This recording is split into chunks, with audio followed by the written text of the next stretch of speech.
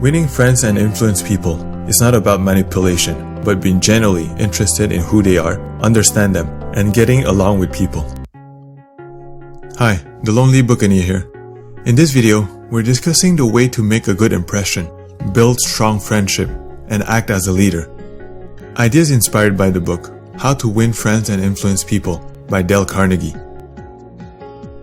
I used to think of high achievers as a solitary soul working hard in a basement lab for weeks or even months, then suddenly come out to share a groundbreaking innovation and live happily ever after.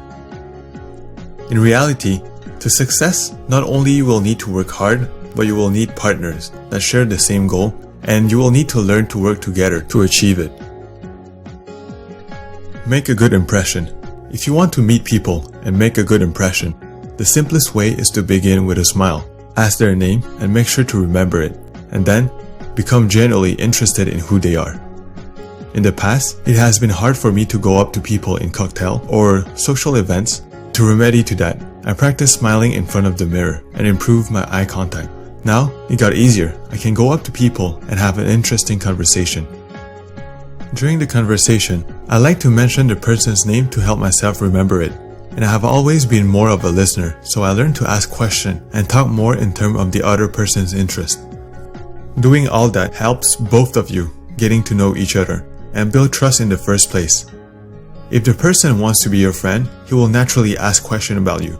But try not to talk too much. Remember that a conversation is back and forth. Like a friend told me, you can't fake interest. People can pick up on it. No matter what you do, always be genuine. Build friendship and share your vision.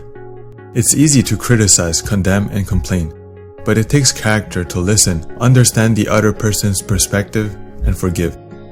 Doing so will help you avoid useless argument and show that you have respect for the person, since no one likes someone else telling us that we're wrong. And most of the time, we already know that we did something wrong, and when we put ourselves in their shoes, we might realize that in the same situation, we could have done the same thing.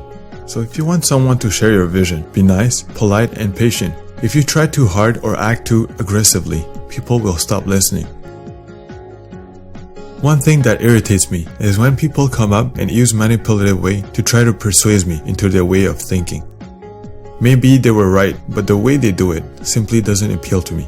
Instead, when I want to work with someone, I'm straightforward and clear about it. Then I ask questions about their ideas, their desire, and their goal, and I tell them how I can contribute. I always try to place myself in their shoes and find ways to benefit them as it can benefit me.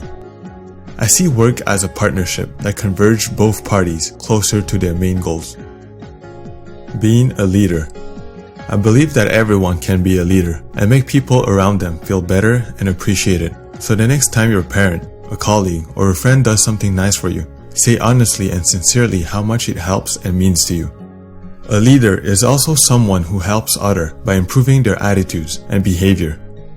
He uses encouragement when he sees a person improving, and he talks about his own mistake before criticizing others.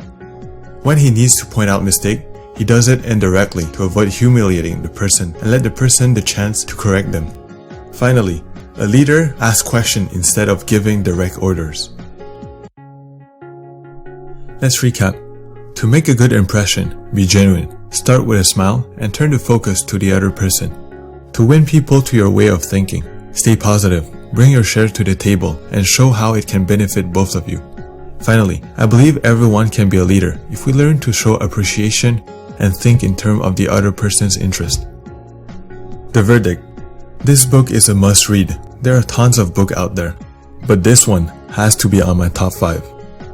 As always, if you liked the video, please share and subscribe for more ideas every week, and I hope I brought you one step closer to your brighter self.